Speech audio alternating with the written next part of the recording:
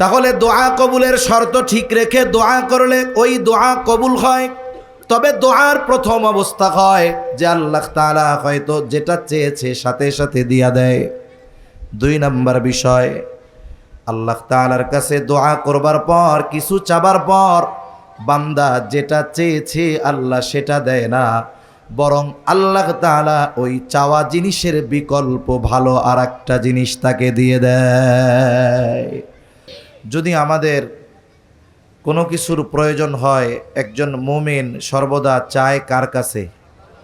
আরো জোরে বলেন, কার কাছে? আমরা আল্লাহ তাআলার কাছে চাই। এই চাওয়ার শিক্ষা আমাদেরকে আল্লাহ তাআলা দিয়েছেন। আল্লাহ সুবহানাহু ওয়া তাআলার কাছে চাওয়ার মাধ্যম আল্লাহ তাআলা কোরআনুল কারীমে জানিয়ে দিয়েছেন।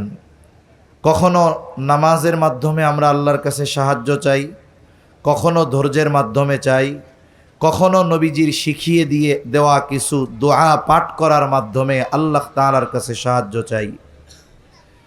আমরা আল্লাহ তাআলার কাছে দোয়া করি, জাগতিক অনেক বিষয় চাই, অনেক সময় পরলৌকিক বিষয়গুলো আমরা চাই। আল্লাহ সুবহানাহু ওয়া তাআলা কোরআনুল কারীমের মধ্যে দোয়া আমাদের জন্য শিখিয়ে দিয়েছেন। যদিও দোয়া করেছেন আদম আলাইহিস সালাম, রব্বানা আতিনা ফিদ দুনিয়া হাসানাহ ওয়া ফিল আখিরাতি হাসানাহ ওয়া কিনা আযাবান নার। পয়গম্বর আলাইহিমুস সালামের দোয়াগুলো আল্লাহ তাআলা কোরআনুল কারীমের মধ্যে আমাদের শিখিয়ে দিয়েছেন। আদম আলাইহিস সালামের দোয়াটা কি? রব্বানা যালামনা আনফুসানা ওয়া ইল্লাম তাগফির লানা ওয়া তারহামনা লানাকুনান্না মিনাল খাসিরিন। এভাবে আল্লাহ তাআলার কাছে আমরা দোয়া করি। অনেক সময় আমাদের অনেকের অভিযোগ অনুযোগ থাকে যে এত দোয়া আল্লাহ তাআলার কাছে করি, কিন্তু দোয়া মনে হয় আল্লাহ তাআলা কবুল করেন না। দোয়া কবুল হওয়ার জন্য কিছু শর্ত আছে। কোনো ব্যক্তি, কোনো ইমানদার যদি ওই শর্তগুলো ঠিক রেখে দোয়া করে, তাহলে তার প্রত্যেকটা দোয়া যিনি কবুল করেন তিনি কে? আরো জোরে বলি, কে? আল্লাহ। দোয়া কবুলের 1 নম্বর শর্ত একনিষ্ঠতার সাথে আল্লাহ তাআলার কাছে দোয়া করা, একাগ্রতার সাথে চাওয়া। এই একনিষ্ঠতা, একাগ্রতার মধ্যে কোনো ফাঁক ফোকর না থাকা, সাথে সাথে এই একাগ্রতা বা একনিষ্ঠতার সাথে সাথে এই বিষয়ের উপরে দৃঢ়তার সাথে বিশ্বাস রাখা যে আমার দোয়া আল্লাহ কবুল করবেই। যে কোনো ইবাদত কবুল হওয়ার জন্য আল্লাহ তাআলা একনিষ্ঠতাকে আবশ্যকীয় করে দিয়েছেন। আর এই দোয়া এমন কিছু হতে পারবে না যেই দোয়া আল্লাহ তাআলার কাছে কবুল হওয়া আমাদের জন্য অসম্ভব, কিন্তু আল্লাহর জন্য কোনো কিছু অসম্ভব নয়। তাহলে 1 নম্বর দোয়া করব একনিষ্ঠতার সাথে, একাগ্রতার সাথে। 2 নম্বর, দোয়া করার ক্ষেত্রে এমন কিছু আল্লাহর কাছে চাইব না যেটা দেওয়ার ক্ষমতা আল্লাহর আছে, কিন্তু এই সময় আল্লাহ তাআলা এটা দিবেন না। এখন কেউ যদি আল্লাহ তাআলার কাছে দোয়া করে, আল্লাহ আপনি তো সকল ক্ষমতার মালিক হলেন, আপনি আমাকে একটু সুলাইমান আলাইহিস সালামের মতো রাজত্ব দেন। বলেন তো, দেওয়ার ক্ষমতা আল্লাহর আছে না নাই? তবে আল্লাহ তাআলা এইটা দিবেন না। কারণ এই দোয়া পয়গম্বর সুলাইমান আলাইহিস সালাম আল্লাহর কাছে দোয়া করছে, আল্লাহ আমাকে এমন এক রাজত্ব দেন যেই রাজত্ব আমার পরে আপনি আর কাউকে দিবেন না। আল্লাহ তাআলাও জানায় দেন কি দোয়া করছে সুলাইমান আলাইহিস সালাম, রব্বি হাবলি মুলকান লা ইয়ানবাগি লি আহাদিম মিন বাদি। ও রব, আমাকে আপনি এমন এক রাজত্ব দেন যেই রাজত্ব আমার পরে আর কাউকে দিবেন না। এই জন্য দোয়া কবুলের অন্যতম এক শর্ত হলো এমন কোনো কিছু আল্লাহ তাআলার কাছে না চাওয়া যেটা আল্লাহ তাআলা দিবেন না। আবার কেউ যদি দোয়া করে বলে, আল্লাহ আপনি নূহ আলাইহিস সালামকে 1000 বছর হায়াত দিয়েছেন, আবার জালেম ফেরাউনকে 400 বছর হায়াত দিয়েছেন, 1000ও প্রয়োজন নাই, 400 প্রয়োজন নাই, আমারে 600 বছর হায়াত দিয়েন। বলেন তো 600 বছর হায়াত দেওয়া আল্লাহর জন্য সম্ভব কি সম্ভব নয়? সম্ভব, তবে আল্লাহ দিবেন না। কারণ রাসূলুল্লাহ সাল্লাল্লাহু আলাইহি ওয়াসাল্লাম এই উম্মতির গড় হায়াতের কথা জানিয়ে দিয়েছেন 60 থেকে 70 বছর। তাহলে মূল কথা হলো এমন কিছু আল্লাহ তাআলার কাছে না চাওয়া যেটা আল্লাহর দেওয়া সম্ভব হলেও এই জামানায় আল্লাহ তাআলা দিবেন না। 3 নম্বর, দোয়া কবুলের ক্ষেত্রে তাড়াহুড়ো না করা, যে আল্লাহ এক্ষুনি দেন দিতেই হবে, এইভাবে তাড়াহুড়ো না করা। 4 নম্বর, বলে দোয়া করার সময় এমন আচরণ না করা যে আল্লাহ তাআলা আপনি তাড়াহুড়ো করা যে দোয়াটা এখনই কবুল করেন। 4 নম্বর, হারাম ভক্ষণকারী, যে যার গায়ের পোশাক হারাম, যার উপার্জন হারাম, খাবার হারাম, এগুলো যদি হয় দোয়া কবুল হয় না। এই জন্য খাবার, পোশাক, উপার্জন এগুলো হালাল হওয়া। 5 নম্বর বিষয়ে দোয়া করার সময় আল্লাহ তাআলার কাছে নেক আমলের ওসিলা দিয়ে দোয়া করা। কারণ নেক আমলের ওসিলা দিয়ে দোয়া করলে আল্লাহ রাব্বুল আলামিন দোয়া কবুল করে নেয়।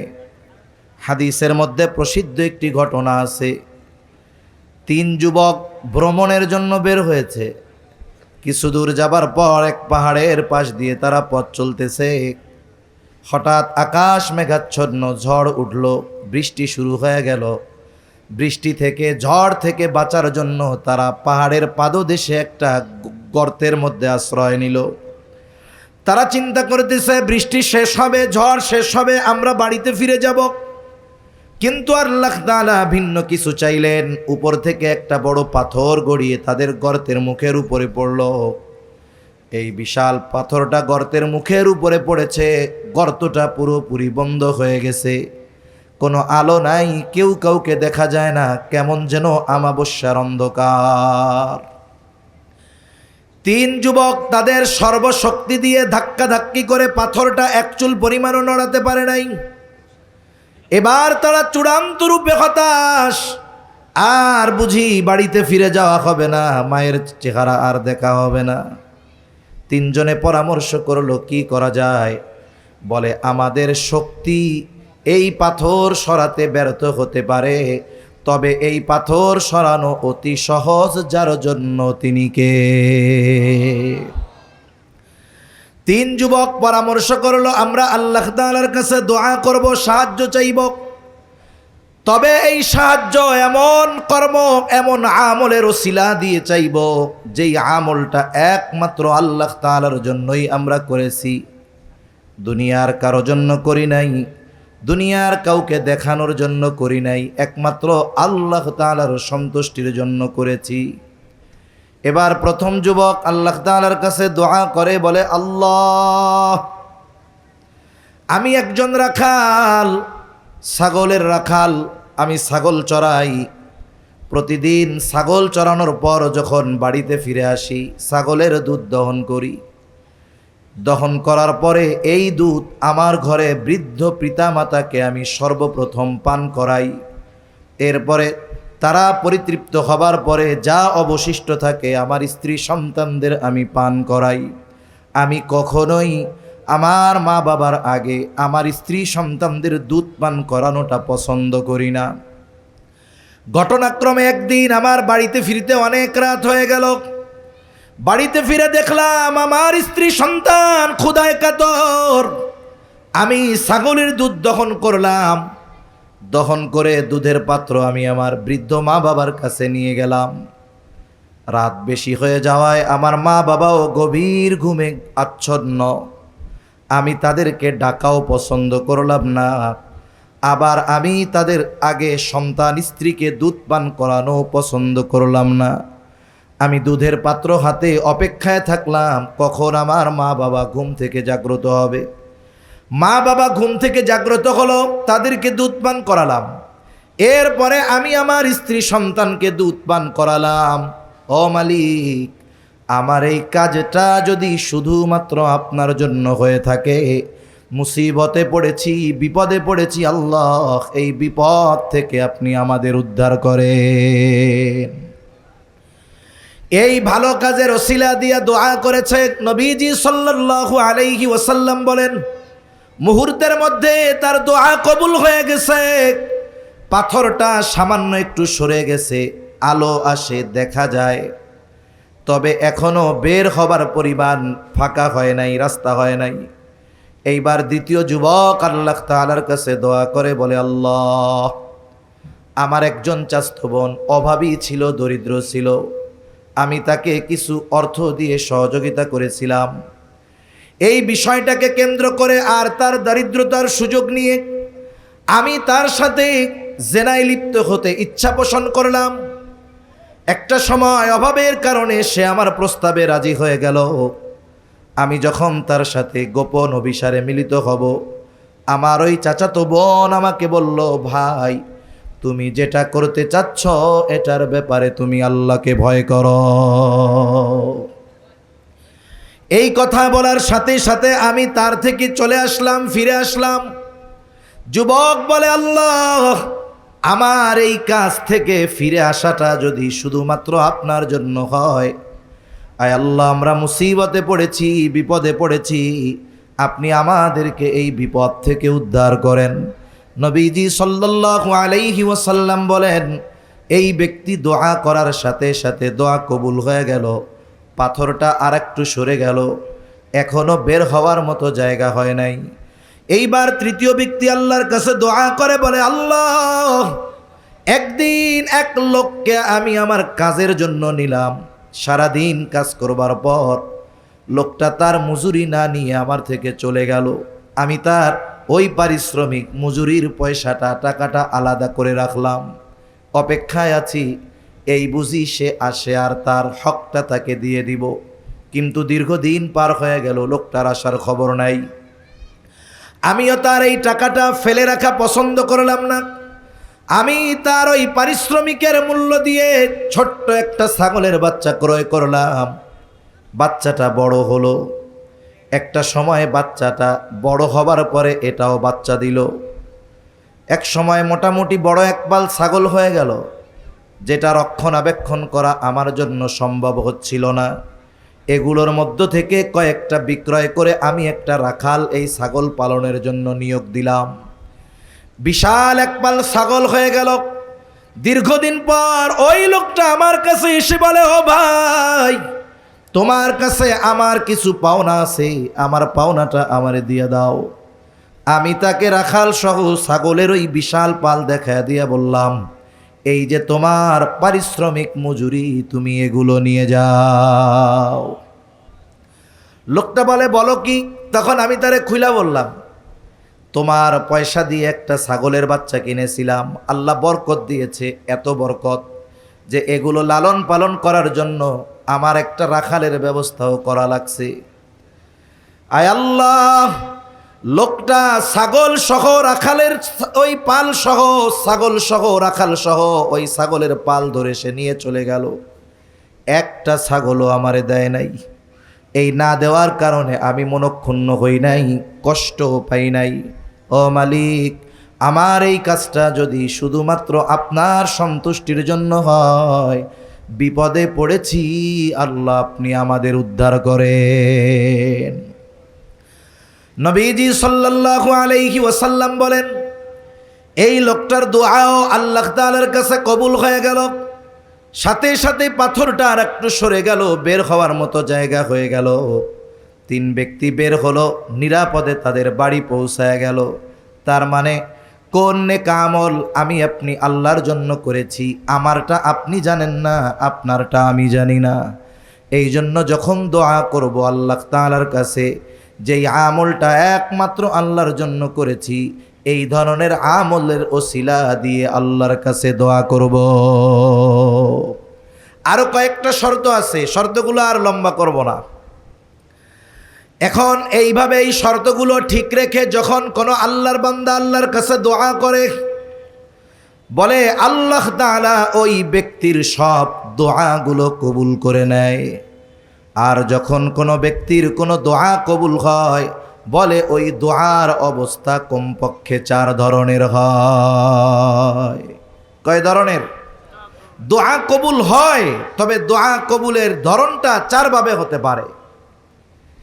এক নাম্বার, যেই বিষয়টা বা যেই বস্তুটা আল্লাহ তাআলার কাছে চেয়েছে, চাওয়ার সাথে সাথে আল্লাহ তাআলা তাকে দিয়ে দেয়, চেয়েছে সাথে সাথে দিয়ে দেয়। বলে আমার আপনার জীবনে এমন অনেক ঘটনা আছে, এমন অনেক ওয়াকিয়া খুঁজে পাওয়া যাবে যে ওই মুহূর্তে যেই জিনিসটা প্রয়োজন অথচ পাওয়াটা অসম্ভব ছিল, কিন্তু আল্লাহ তাআলার কাছে বলছি মনে মনে, আর সাথে সাথে আল্লাহ তাআলা ওই বিষয়গুলোর ব্যবস্থা করে দিয়েছে।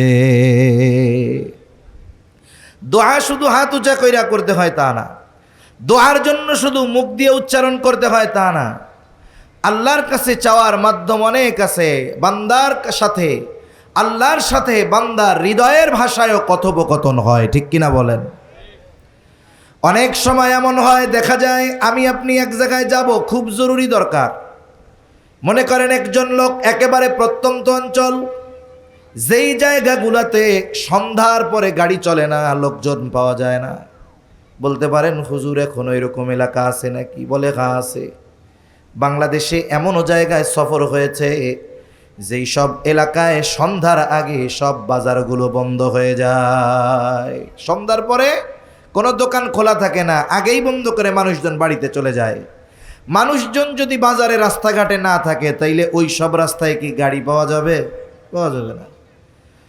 গভীর রাত, মনে করেন ওই ব্যক্তির সন্তান, স্ত্রী অথবা মা বাবা প্রচণ্ড রকমের অসুস্থ হয়ে গেছে, রাত ৩টা বাজে, যেইখানে সন্ধ্যার পরে গাড়ি পাওয়া যায় না, রাত ৩টায় গাড়ি পাওয়া অসম্ভব।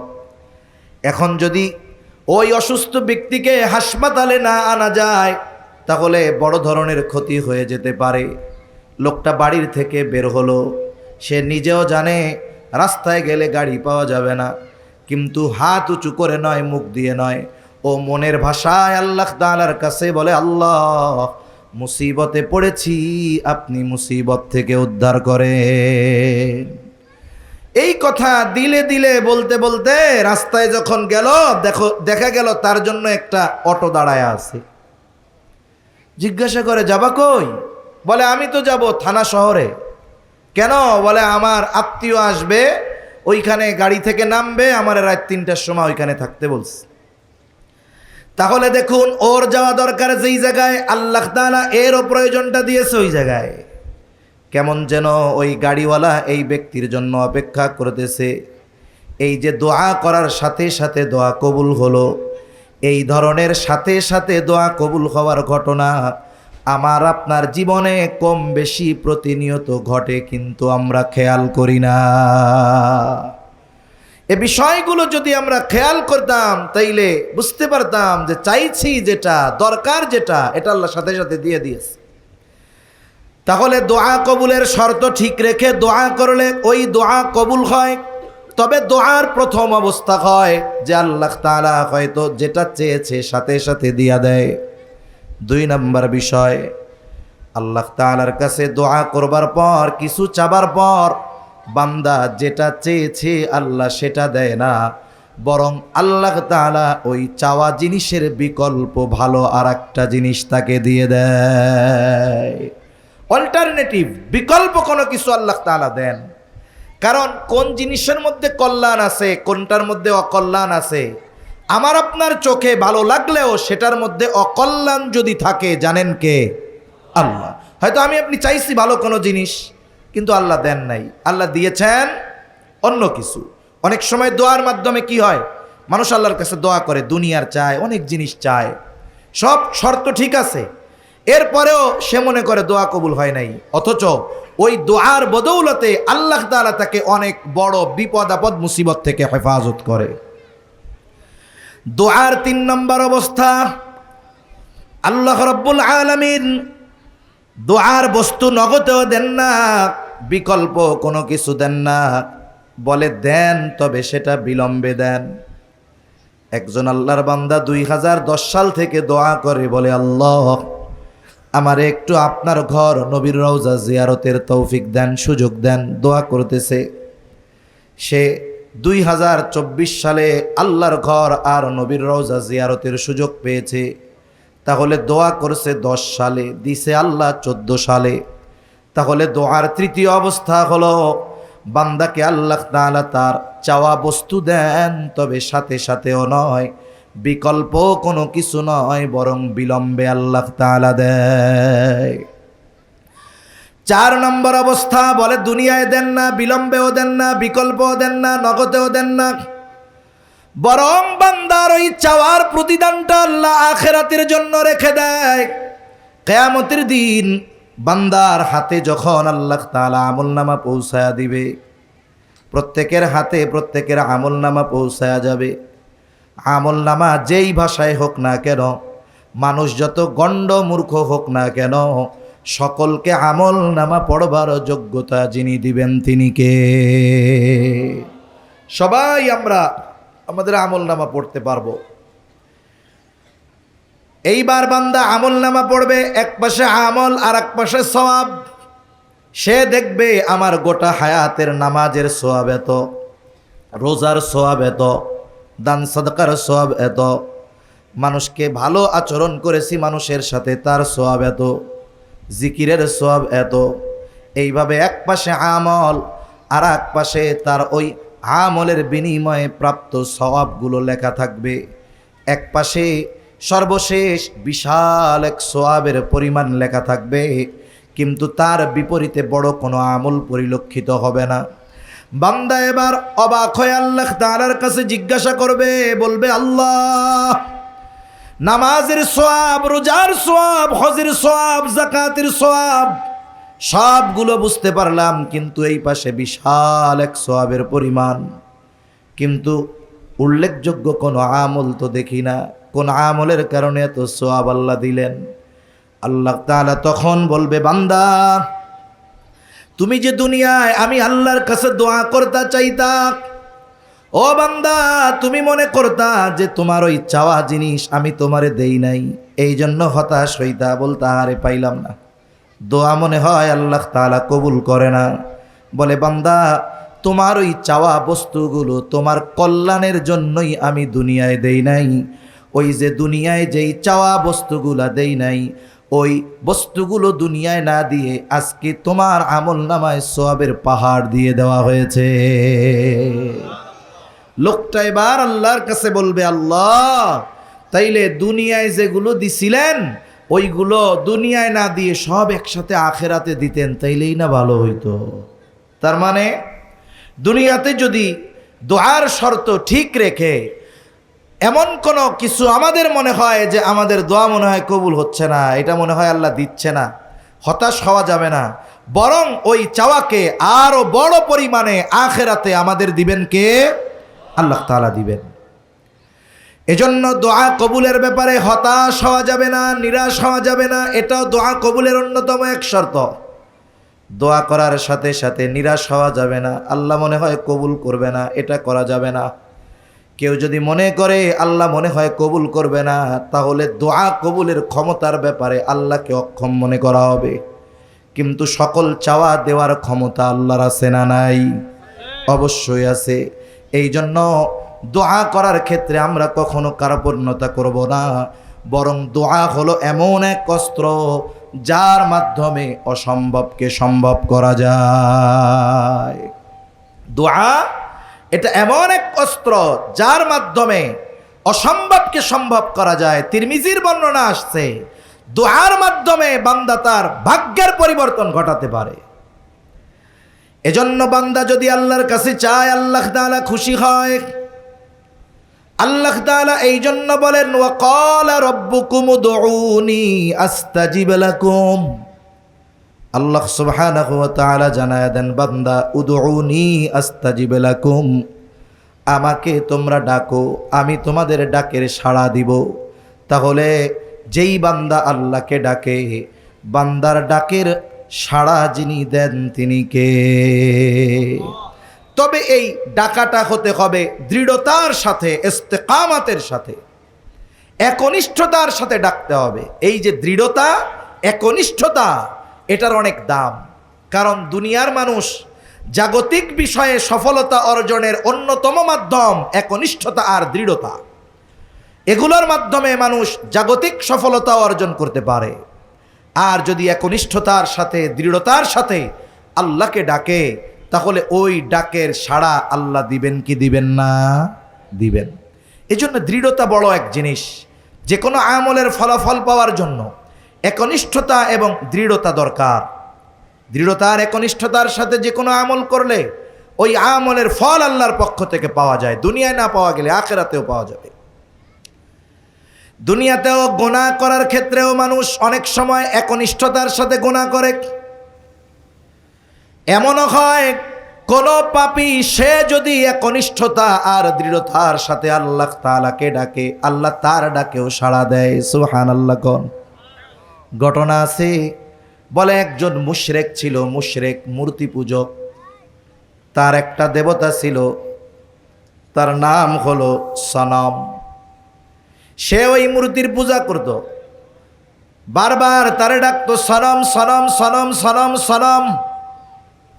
তার মনে বড় আশা যে তার উপাস্য হিসাবে সে যাকে গ্রহণ করেছে ওই দেবতা, ওই মূর্তি একদিন তার ডাকের সাড়া দিবে। বড় আশায় আছে যে একদিন ডাক দিয়া আমারে বলবে, আমার এত ডাকস কেন, তোর অসুবিধার কথা আমারে ক। এত ডাকা ডাকে, পারলে ঘুম বাদ দিয়া তারে ডাকে। অনেক সময় এমন হয় মানুষ যদি তন্দ্রাচ্ছন্ন থাকে, কথা বলতে গেলে উল্টাপাল্টা হয়ে যায়। হয় কি হয় না? হয়। ছোটবেলায় আমাগো কইতো, যেটা কইতে পারবি ঘন ঘন কি কয়, পাকা গাব ফুলা গাব। তা কইতে গেলে কি হয়, পাকা বাপ ফুলা বাপ হয়ে যায়, মানে জবানের জড়তার কারণে। এখন অনেক সময় মানুষ যখন তন্দ্রাচ্ছন্ন হয়, ক্লান্ত থাকে, দেখা যায় কথা বলতে চায় আর একটা, মুখ দিয়া বাইর হয় আর একটা। ও তো ডাকতে ডাকতে ক্লান্ত, সনম সনম সনম। একদিন ডাকতে ডাকতে এত ক্লান্ত হয়ে গেছে, সনম আর মুখ দিয়া বাইর হয় নাই, সমাদ মুখ দিয়া বের হয়ে গেছে। সমাদ মুখ দিয়া বের হয়ে গেছে। বলেন তো সমাদ কার নাম? আল্লাহর নাম। আল্লাহর পক্ষ থেকে জবাব চলে আসছে। যে কথা বোঝানোর জন্য বলতেছি, যে একনিষ্ঠতা আর দৃঢ়তার সাথে যদি কোনো পাপী মুশরিক আল্লাহকে ডাকে, আল্লাহ তার ডাকেও সাড়া দেয়। এজন্য দৃঢ়তা, ইস্তেকামাত, একনিষ্ঠতা এগুলার অনেক দাম।